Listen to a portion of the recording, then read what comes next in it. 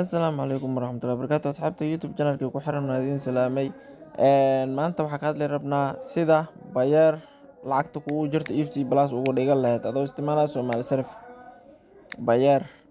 waa kaasa ugu dhigan lahayd EFC Plus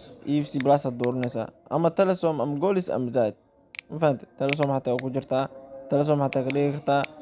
lacag Bayer hadaad haysid Golisna waa ka dhigi kartaa hadda EFC Plus ka dhiganayna lacag badan meeshaan ku jirto ku sarfa kartid Bayer lacag ku haysataa EFC Plus lacagtaas u diraysid halkaan gelinaysa lacagta lagu diray halkaan gashanaysa mar walba okay mid kale xasuusin hadda horey oo Somali Sarif iska diiwaan gelin ugu horreyn waa inaad iska diiwaan gelisaa Somali Sarif waa ka qaabka la iska diiwaan geliyo videos daawo sida EFC Plus to Toron waa kaasa EFC Plus to Ton waa kaasa Toronto Telesom waa kaasa markaa Djibouti joogtid oo perfect money rabtid wifi isticmaalisid waay intaas oo dhan waa sameyn kartaa hadda kana ka hadlaynaa ugu horreyn halkan tusaale waxaa la bixiysaa $5 la bixiysaa kadibna waxaa ku dhufanaysaa halkan exchange ku qoran tahay Bayer $5 magal bixiysaa halkaas exchange qoran tahay ku dhufanaysaa markaa ku dhufatid hadii dadkii hore iska diiwaan geliyo tahay fadlan iska diiwaan geli safan iska diiwaan geli kadibna halkan meeshan EFC Plus oo lacagta lagu diraayo ayaa gelinaysaa meeshan mujada EFC Plus wallet number waxaa laga wadaa lacagta EFC Plus lagu soo diray halkan geli okay xarjina allah inta ever lixal sorry ya EFC Plus waay ever lixal 682 sidaas camal numberkan lacagta lagu soo diray safan iska waa qaldina dhow numberka meeshan ku soo qortid ayaa lagu diri doonaa kadib confirm exchange taabanaysaa confirm exchange markaa taawatid kadibna Bayerkan koobi dhaysa akoonkaada Bayerka gelaysaa marka Bayerka koobi dhee akoonkaada Bayerka gelaysaa kadibna lacagta ku diraysaa okay Bayerka isla aadina Bayerka aawi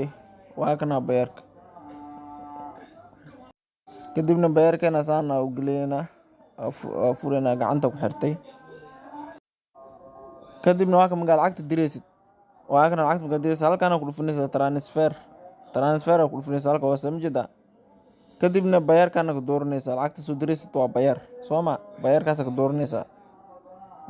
dooranaysaa kadibna halkaan lacagta soo diraysaa ku qoraysaa $5 hadii tahay halkaan akoonka Bayer bast ku leedahay kadibna waxaad si taabanaysaa transfer meesha ku qoran tahay halkaan hoos kan saas u dheh space u dhaxeeyo macna kadibna magisaas u dhaadid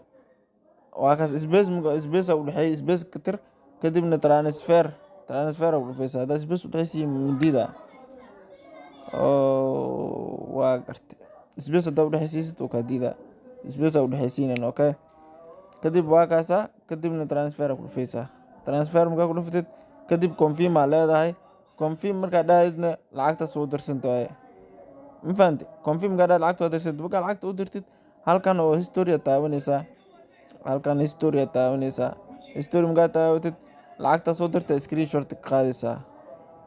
lacagta dirtay meeshaan ku lutay kan ku lutay lacagta dirtay ku dhufanaysaa kadibna screenshot ka qaadaysaa tusaale leh qaabka soo dir leed okay